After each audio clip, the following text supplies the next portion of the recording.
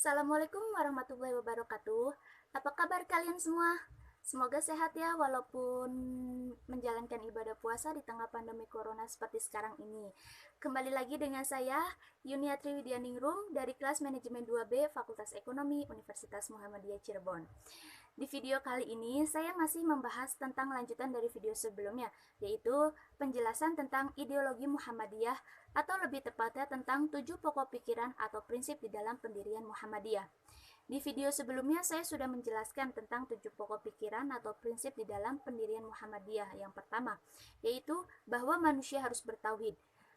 Kemudian pokok pikiran yang kedua, bahwa manusia hidup hendaknya harus bermasyarakat.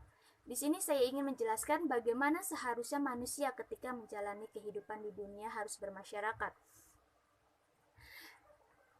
Manusia diciptakan oleh Allah untuk hidup berpasang-pasangan. Dalam prosesnya manusia berkembang biak, meneruskan keturunan, dan akhirnya membentuk masyarakat. Dari masyarakat yang kecil atau yang biasa kita sebut keluarga, sampai dengan besar bisa bernegara.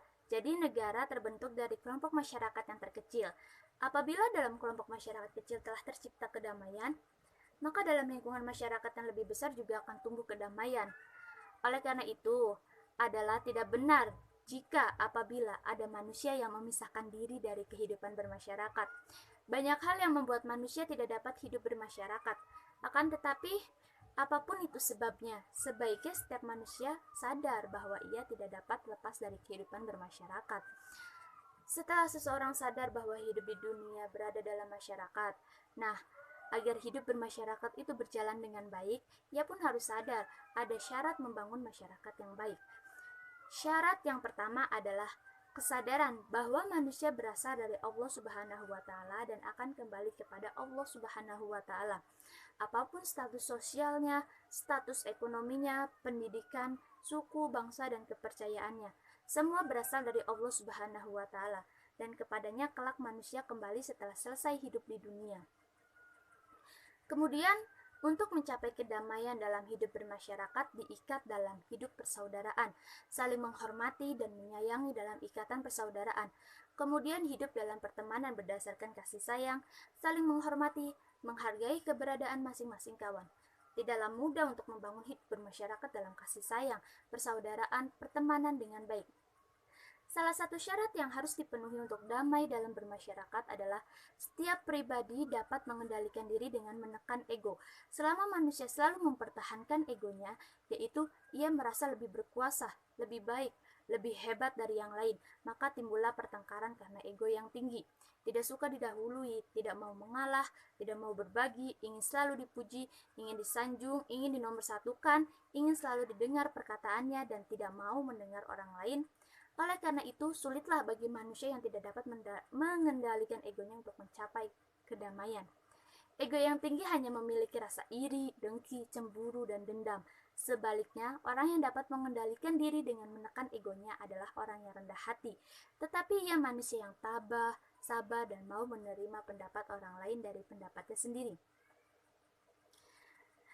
Uh, uh, Bahasa dari itunya adalah entengan ya, mudah menolong tanpa pamrih apapun, penuh perhatian kepada orang lain, penuh kasih, selalu mendahulukan kepentingan orang banyak daripada untuk dirinya sendiri. Ia tidak segan meminta maaf apabila bersalah dan mau menerima permintaan maaf orang lain hanya yang bersalah kepadanya.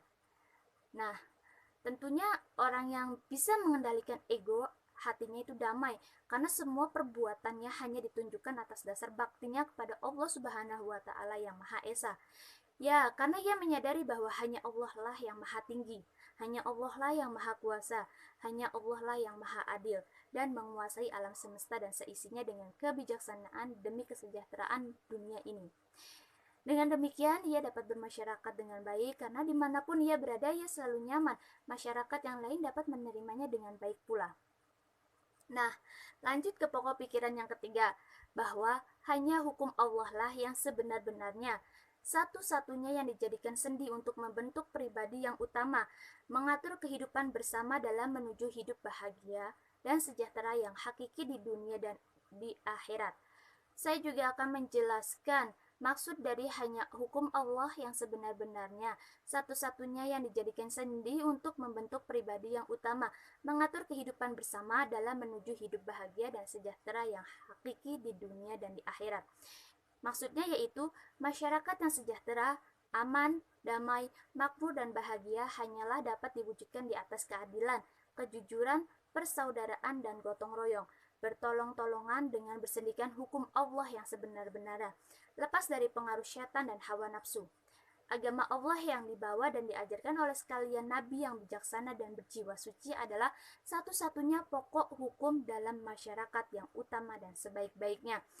Agama Islam adalah mengandung ajaran-ajaran yang sempurna dan penuh kebenaran, merupakan petunjuk dan rahmat Allah kepada manusia untuk mendapatkan kebahagiaan hidup yang hakiki di dunia dan di akhirat.